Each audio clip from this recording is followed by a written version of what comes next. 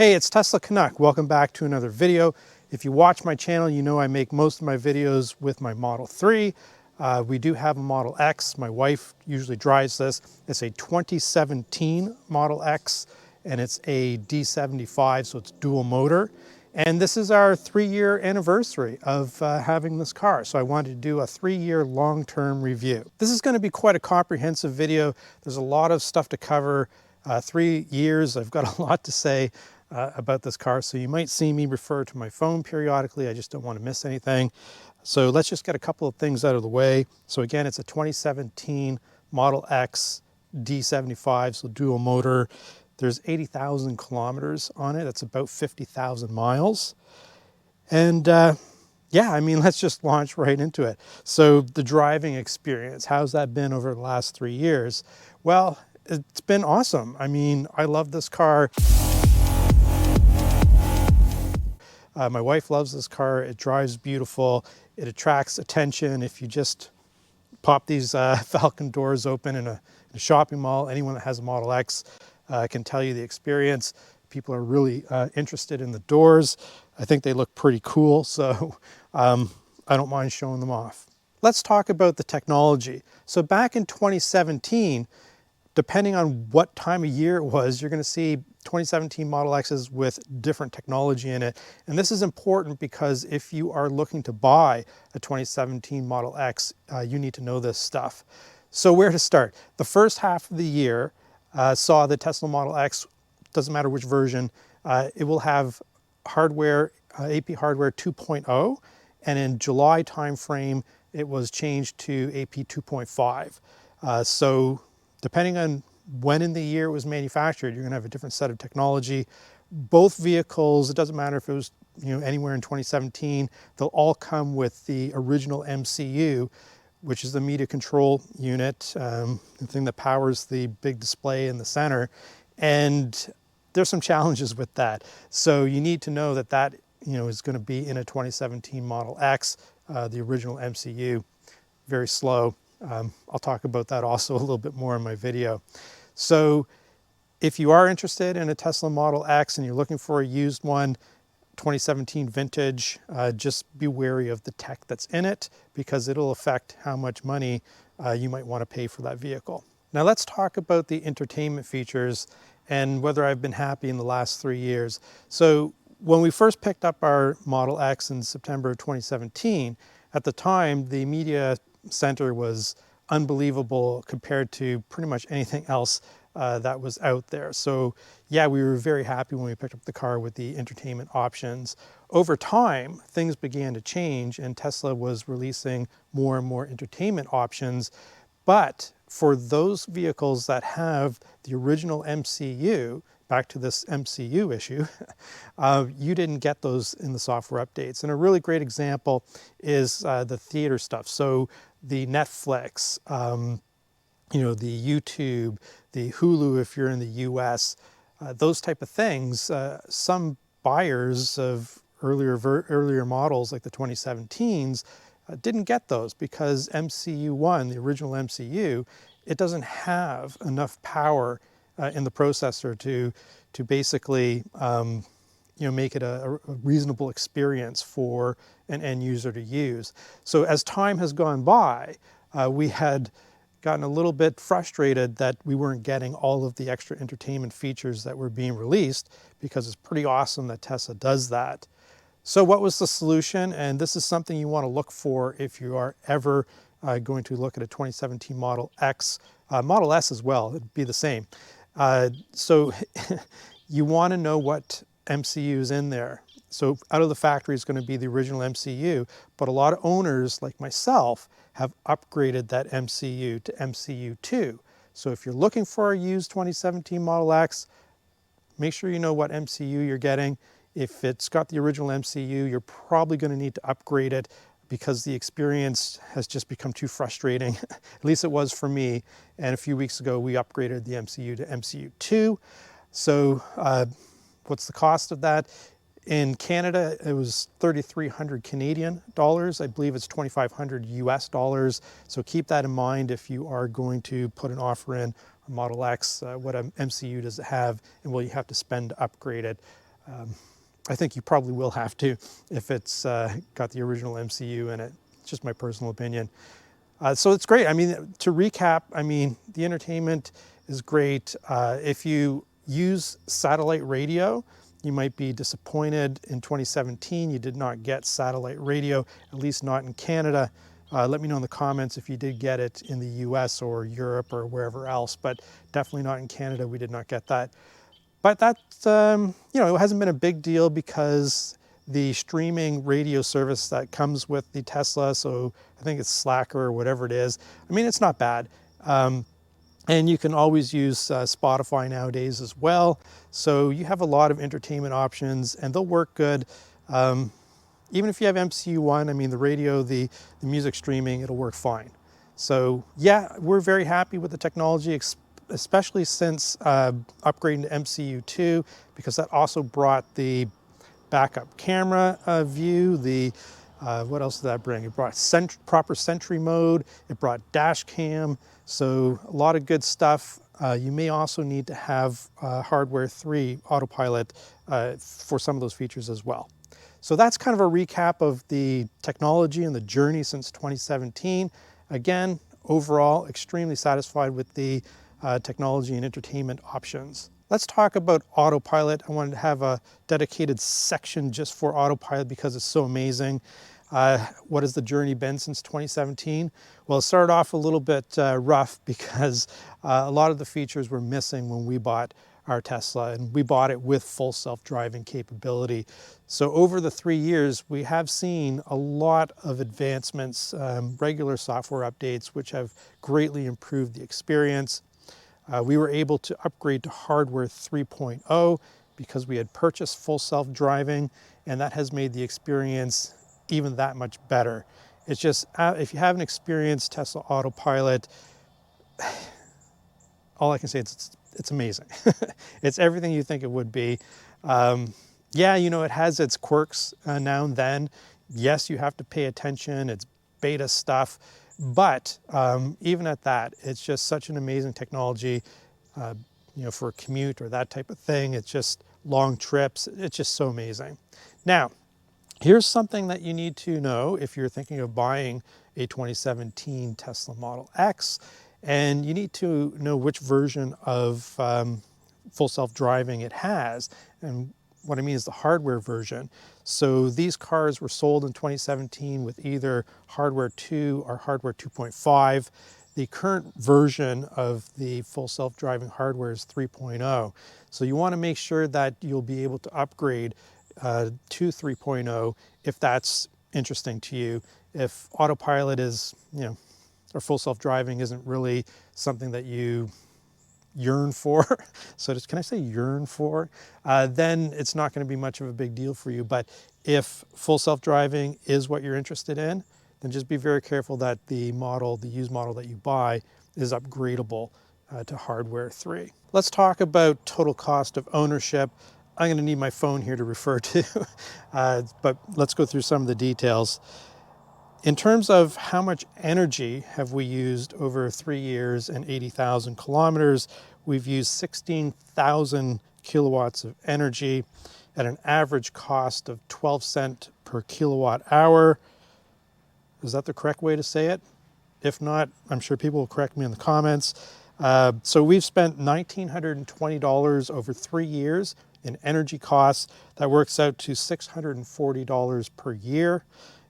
Which is probably about 1/4 of what we were paying for fuel in the Mercedes that we had owned prior to the Tesla Model X. You can't talk about total cost of ownership without talking about repairs, so let's just dive right into that. The only issue that we've had with this vehicle that has required a repair that cost us money out of pocket has been the front brakes. And I know what you're thinking, 80,000 kilometers on an electric vehicle with regenerative braking. How is it that you had to get your brakes done? That's a really great question. I know I'm not heavy on the brakes, but maybe someone else who drives this car is. My wife's going to kill me probably. Okay, but anyhow, that cost about $1,000 Canadian. So the front brakes had the pads, the rotors replaced, all that kind of stuff. The price, you know, it's, yeah, no one wants to spend $1,000 on brakes, but I think that's pretty comparable to a Mercedes or BMW or something for a full front brake, you know, rotor replacement and pads and all that kind of good stuff. That's the only thing that we've been out of pocket for. So the other stuff, what else has gone wrong in the 3 years? This door right here, this driver door, when you press it in, you see how it opens automatically. Sometimes it doesn't do that. It's very finicky. Sometimes it worked perfectly just now, but sometimes it doesn't work. And we've had you know, the Tesla Rangers come here and replace the sensors a couple of times. I think we've just resigned ourselves to, well, yeah, this door is a little bit finicky, but it works perfect when I'm doing a video. Other than the total cost of ownership in terms of repairs, is there anything else that we've spent on the vehicle? Yes, there is, and I'm not talking about any kind of modifications. This thing is pretty much stock, straight from the factory, but we did pay to have the media control unit replaced, as I mentioned earlier in the video, and that was approximately 3,300 Canadian dollars. So I don't count that in the total cost of ownership because it's not a repair item. It's a want. It's not something that you need for the car to work. So, but we wanted it. Let's talk about build quality and the Falcon Wing doors as well, because I know early Tesla Model X versions had trouble with the Falcon Wing doors, so I want to spend a little bit of time on that. Overall build quality, yeah, you know, there are some panel gaps. I won't deny that. Do they bother me? No. When I go over and show you how the paint is holding up over 3 years, we'll get a closer look and you'll see that some of the panel gaps and whatnot, again, it's nothing that I really think about. It's something that keeps me up at night. The Falcon Wing doors, I can honestly say we have not had a single problem with the Falcon Wing doors, although we are getting that area that's scratching where the doors close. So I'll show you that when we do the overview of the paint. But I know that there's been some concerns about early model Tesla X's and the Falcon Wing doors. I want to say that you know, that's limited to the 2016 models, but I don't know for sure. All I know is that my mid-year, this car was built I think in June of 2017. It's been perfect in terms of those Falcon Wing doors. All right, let's take a closer look at the paint and how it's holding up over 3 years. Try to get some better angles so that you can see. I would say that it's probably as good as any other paint job after 3 years. As I mentioned, I think I mentioned, if I didn't, we did not buy any PPF, so there's no paint protection film of any sort on here. This is stock. This is like straight from the factory. So we do have a few stone chips. You know, we do have some swirl marks. There's definitely some paint that's fading here or there. Hopefully this will give you a good indication. Usually down here by the corners is where you'll see, you know, this is not dirt. This is just some kind of, I don't know, wear or tear over the last 3 years. And the good thing about the Model X is it has this plastic around here. So unlike the Model 3, you don't get a lot of paint damage in that area. And then I can show you an example of where, you know, there's some panel gap issues. Like right here, you can see that the door is higher on this side than it is on that side. You know, a few little things like that. Again, if you are thinking about buying a used Tesla Model X, these are things to look out for. You know, panel gaps, that kind of stuff. You know, you can see more of that right here. Just go nice and tight. We've got some kids playing over there. Like I said, the joys of filming outdoors. So there you go. That's basically what the paint looks like after 3 years. I would call it probably average. Yeah, I'd say about average based on the other cars that I've owned in my lifetime. Let's take a look at the interior. I would say that the interior has kept up pretty well. There might be a slight stain there on the seat. The other thing about the 2017s is that some of them will have a cloth seat, and towards the end of 2017, I think that's when they switched to all vegan leather. So there we go. After 3 years, it's kind of difficult to keep the car looking clean. My wife likes to drive on the dirt roads, you know, bypass some traffic, but as the guy who cleans the car, it's not fun trying to keep this thing clean. You know, it's black to begin with, and it's always difficult to keep a black car clean. But then when you've got dirt roads involved, I guess, you know, that's what Dirty Tesla, that's how he started his channel, I guess, right? So this is also a Dirty Tesla, I guess. But overall, I would say that I'm quite pleased with how the interior is looking. Sorry about the flicker in the screen there. That is just a refresh issue. It doesn't actually look like that in the car. So there you go. Let's go take a look at the back. Again, I tried to clean this out earlier. You can see it's still a little bit wet there.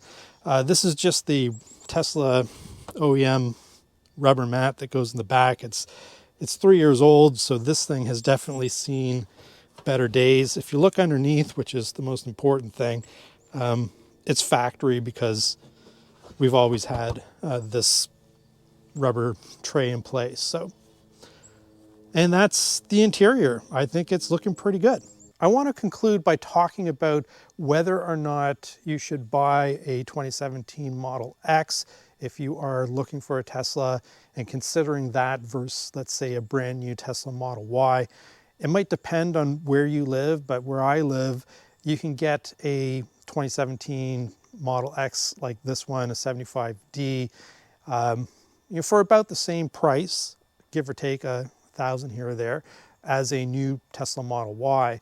So a lot of people might be considering the Model X because it is bigger. If you have a large family, you want to fit more people in the vehicle, more stuff, then this might be something for you to really consider. The joys of filming outdoors. Looks like somebody's just turned on their lawnmower. Sorry about that. So here's my opinion on it. I think that you should consider it, provided that you understand that the media control unit may need to be upgraded, and that's going to cost you $2,500 USD. That you understand that it needs to be eligible for that Hardware 3 upgrade if you're super interested in the new stuff that's come down the pipeline for Autopilot and full self-driving. If that's not such a big deal for you, I would say just make sure that it has Hardware 2.5. If you get one that has Hardware 2, you will not get proper Sentry mode, you will not get dash cam, you will not get some of the entertainment features. So just be on the lookout for that. But like I said, if you have a big family, you need more space, I would definitely consider a 2017 Tesla Model X over a brand new Model Y. Let me know what you think in the comments. It's been quite a journey the last 3 years with Tesla. Overall, it's been great. Do you own a Tesla? What's your experience been? Let me know in the comments. And thank you for watching as always. Tesla Canuck, over and out.